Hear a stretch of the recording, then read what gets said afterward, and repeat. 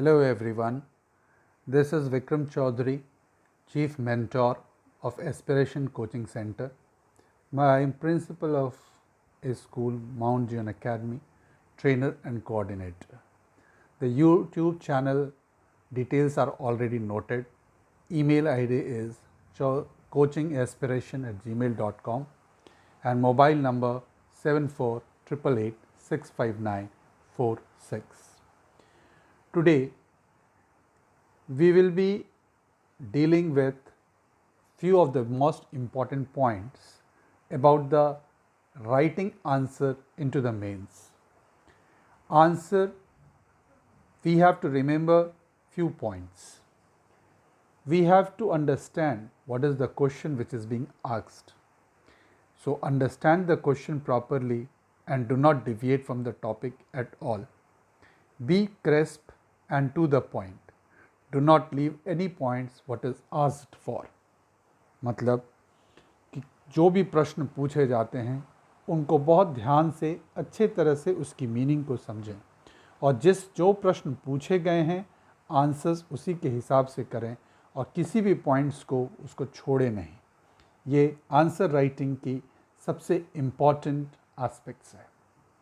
Second aspect है content ratio और importance. If you are getting a question and the multi-optional questions are there, give more or less equal importance to your answers. Example, questions के 3 part हैं तो आप तीनों part को equal weightage देंगे, that is 33% approximately into each. ऐसा ना हो कि you are going to answer 50-60% into one question, 20% or 30% into second question, and the third part is only 10%. That is not expected. It is expected that the answer should be balanced. तीनों में 3 portion दिया तो 3 portion में divide करें, equal weightage डालें. थोड़ी बहुत changes, that is well understood. Do not lose balance by answering one point in detail and missing others. If your option is asked, your opinion is asked, अगर आपको अपनी opinion देने की बात आ गई, it should be always kept in mind that they are seeking positive frame of mind and new ideas or perspective to look. Write approximately 60-70% of the answers based on this line. At the same point, the other aspects of the criticism or the goods of the others, you should also constitute or devote 30-40% time into this. क्योंकि जब आपसे कुछ पूछी जाती है तो ये उम्मीद की जा रही है कि आप पॉजिटिव फ्रेम ऑफ माइंड से बात करेंगे, निगेटिविटी की तरफ आप नहीं जाएंगे. So all these points are important for the content ratio और इट्स इम्पॉर्टेंस. जो आपने अब तक लिखा उसको you have to be an authentic. It means there should be a factual data which increases the authenticity of the answer. आप किसी भी चीज़ को बैकिंग करते हैं तो उसके पीछे आपकी ऑथेंटिक डेटा होनी चाहिए. That makes your answer valuable and creates the difference. ये चीज़ आपके आंसर्स को औरों से डिफरेंट करता है. Otherwise it just going round and round and making fools to others और टू द एग्जामिनर और to the reader. No one likes this attitude. क्या आपको ये कभी पसंद होगा कि आपको कोई मूर्ख बना रहा हो? आप भी वो नहीं चाहेंगे. तो आप वही आंसर्स को वैल्यू देंगे जहाँ पर आपके आंसर्स पर कोई फैक्ट्स के साथ आप उसको रिलेट कर पाएंगे. So the authenticity of the answer has to be always there. Another important point, language. There should be always a flow so that the reader gets engrossed into your answer and gets interested in reading your answer. आप भी feel करते होंगे वो किताब पढ़ने में अच्छी लगती है, वो कोई भी आर्टिकल पढ़ने में अच्छी लगती है जिसको पढ़ने के बाद मन वहाँ से ना हटता हो. लगता है कि अब पढ़ ही लें, अच्छा सुन ही लें. ऐसी जब एक फ्लो आती है तो you start enjoying it. If you should always develop that kind of the flow while answering an question so that आपके जो एग्जामिनर हैं, जो रीडर हैं, वो आपके आंसर्स में इंटरेस्ट हों. योर आंसर्स का language should be very effective, बहुत प्रभावशाली होनी चाहिए. ये गलत फहमी में ना रहें कि ग्रामर और स्पेलिंग्स को इतनी वैल्यू नहीं दी जाती है। Definitely grammar and spellings should is also looked upon.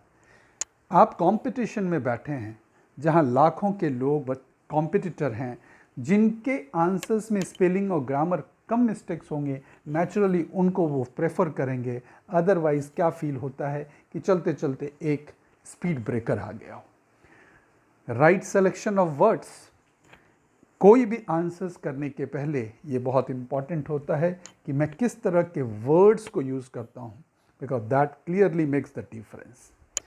Effectively, it reflects your nature as well. This is called as a maturity which gets reflected in the language. Finally, presentation. Presentation क्यों important है?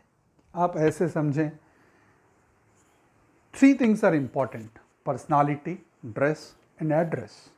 जब कोई व्यक्ति आता है तो आप उसको पहले अपीयरेंस आप उसका देखते हैं, पर्सनालिटी, ड्रेस एंड एड्रेस।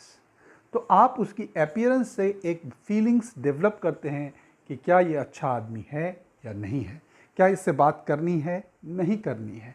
तो ड्रेसिंग इज़ इम्पॉर्टेंट। फिर आती है उसकी पर्सनालिटी। जब आप पर्सनालिटी को ये चीज़ असेस करते हैं तब आपको उसके प्रति लाइकिंग होती है या नहीं होती है, एंड उसके बाद की स्टेप होती है एड्रेस, जब वो आपसे बात करते हैं। तो similarly you should write, similar thing is applicable in writing an answer. आपको अपने पूरे आंसर्स को पैराग्राफ में डिवाइड करना होगा। पैराग्राफ की राइटिंग इक्वल वेटेज की हो, क्लियर हो, हैंड राइटिंग बहुत विजिबल हो। आप जब पेन को यूज़ करते हैं तो किस तरह के पेन को यूज़ करते हैं? बॉल पेन, जेल पेन, क्योंकि एक एक चीज़ वहाँ पर आपको खूबसूरती डालने के लिए इम्पॉर्टेंट होता है। अपने प्रेजेंटेशंस में you should always use diagrams, pie chart, Venn diagram, कोई पिक्टोरियल चीज़, कोई data related, because that becomes increases your impact. वो इम्पैक्ट बढ़ाती है आपके प्रेजेंटेशन की, क्योंकि finally to start with decoration really matters. This is all about the first video on how to write answers, what are the important things in the mains writing for UPSC, BPSC या किसी भी state services exam के लिए। Next video में we will upload another video on the content, how to start, how to conclude. This is all for the day. Wish you all the best. Thank you. Once again, this is Vikram Chaudhary. You can visit to the Aspiration Coaching channel and we will be uploading other videos very soon.